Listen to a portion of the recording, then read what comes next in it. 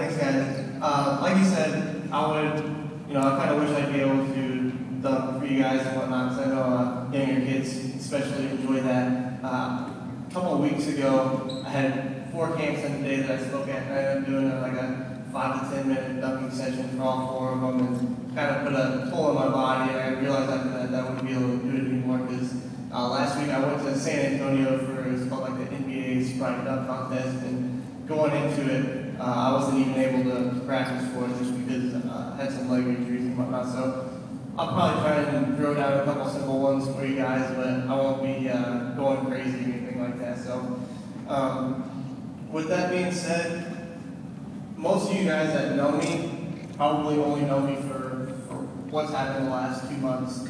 But what I want to explain to you is how much that I can actually relate to all of you.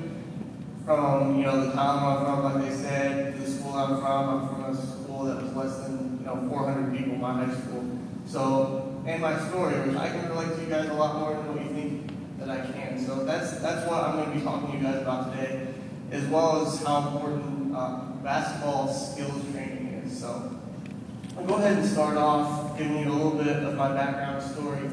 So in high school, my freshman year in high school, I didn't even make the JV team in my freshman year. I was just on the freshman basketball team. And my sophomore year is a little bit similar story. I ended up getting a bad case of pneumonia my sophomore year, just a couple weeks into the season, and I missed 3/4 of the season.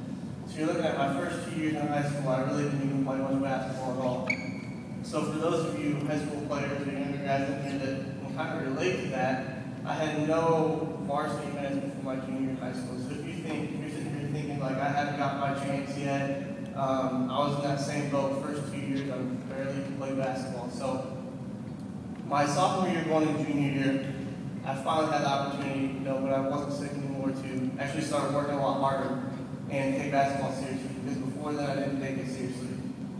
So going to my junior year, I would spend anywhere between 2 to 3 hours, 5 days a week in the gym, working strictly on basketball skills, because basketball skills was something that I lacked a lot.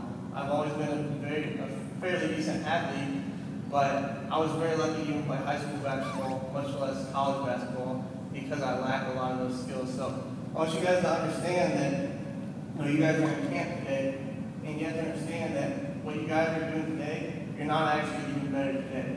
What you have to do is take everything that you're being taught today and use it on your own time. So I was in the gym going to my junior year 2 to 3 hours a day by myself. That was getting better, doing the things that I was taught. Because what you're doing today is just the bare minimum of what you need to do if you want to be a good player, if that's your dream, be a good high school player, college player, which I'll talk about a little later. But, so junior year, had no varsity minutes going into my junior year. I ended up being a starter that year for varsity. And not only that, I ended up being our team's leading scorer. So that's coming from, we had 3 returning starters from the year before that year too. So that kind of shows you how much work I actually put into it going into my junior year, from never playing varsity minute to being the leading scorer. And going into my senior year was a little bit similar story with that. My teammates and everybody saw how hard I worked going into my junior year. And all 5 starters over summer break worked together every single weekday, 5 days a week. We were in there for 2 to 3 hours, all 5 starters. So we went from being a sub, 500 team my junior year to when we made it to state my senior year. And that was when it was just a 2-class system, so it was 1A and 2A. We had the opportunity to make it state that year. So it kind of shows you how hard work goes a long way, especially when you can build team camaraderie with that over the summer. Because those are things that are very important, that you just can't make up for that. And in high school, like going to college, I wasn't highly recruited. I wasn't highly recruited at high school, just because, like I've been telling you the whole time, I lacked a lot of basketball skills.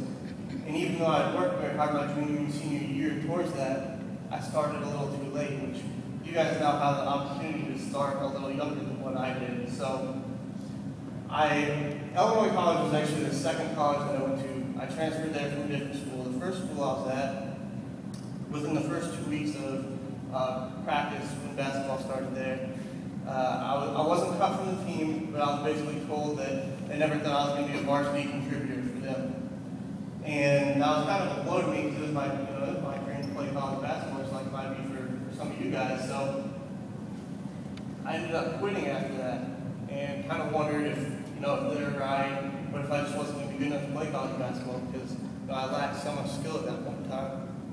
So after a couple of weeks of wondering if they were right, I decided to change my mentality on that because after all, it was my dream to play college basketball, and I thought I could be good enough to do that. So what I set out to do was, if I was going to prove somebody wrong, I wasn't going to do myself. I was going to prove somebody else wrong. So when I got to Illinois College, that's what I set out to do.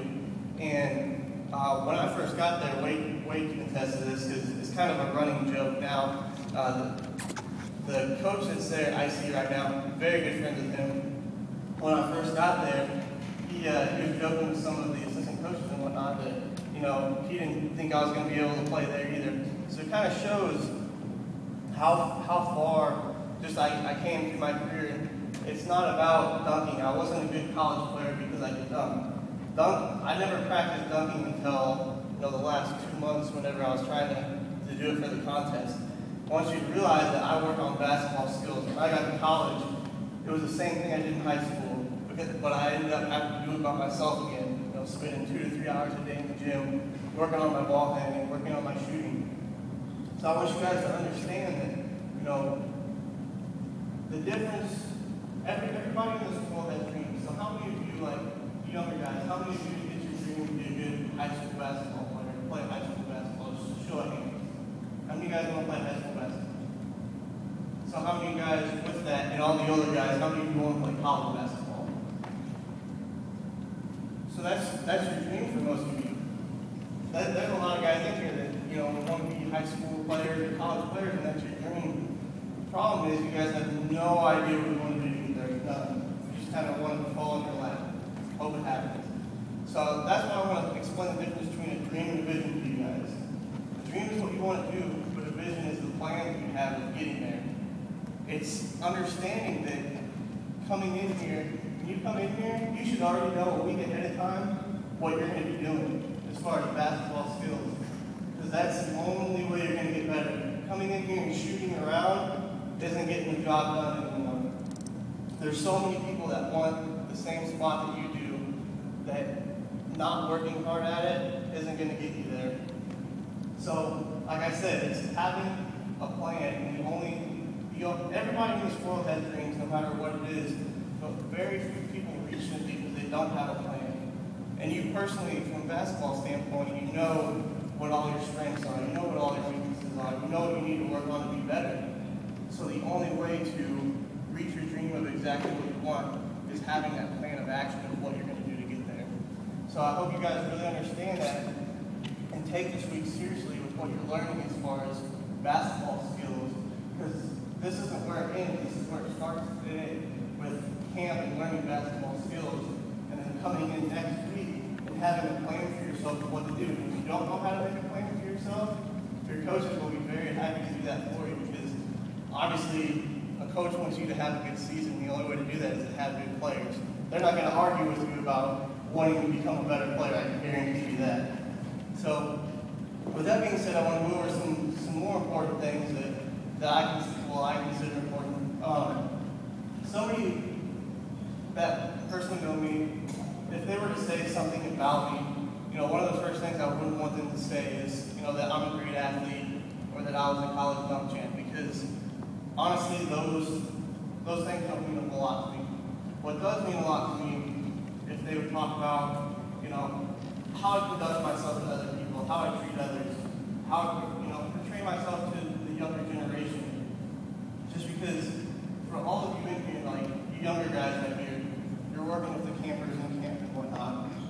You guys are a role model, whether you think you are or not, or whether you see it, because they watch everything you do, all your actions, and it's not just on the floor, it's off the floor as well. There's always somebody watching you, and when they're older, they might start mirroring some of the things that they saw you do. So whether you think that you're a role model or not, you likely are. There's somebody always watching you, so you have to portray yourself how you want others to see you. And the other thing is, what I was going to say about me is that, I'm the hardest worker that they've ever seen. And those two things are very important to me because those are two things that I can control. And those are two things that you can control as well. But there's a lot of things in this, in this world that you can control. But those two are, you can control how you react to situations, how you treat others, and how hard you're willing to work to actually get what you want, rather than hoping it falls in your lap. So I hope you guys got something out of this in understanding that you need to have a plan of action if you have a dream of what you want to get to. Because you can have whatever you want, but it's not going to come to you by hoping it falls in your lap. You have to have a plan of what you're going to do to get it. I'm going through a lot of neat experiences now. I actually had a text a couple days ago from a current Harlem Globetrotter that's playing for him right now. And he said, congratulations, you're about to be the third white player to ever play for the Harlem Globetrotters. So I have that option out there too. I don't know for sure if I'm going to play for them. I want to find out everything that they, what it all entails before I decide if I'm doing that for sure or not. But I really like what they do because it's what I'm trying to do right now is kind of giving my story out for you guys and letting you know that you can reach whatever you want to, but you have to have a plan of action to do that. I think they're doing a lot of that with the Harlem Globetrotters, so that is something that I'm definitely interested in and might be seeing me do that in the future. I'm not sure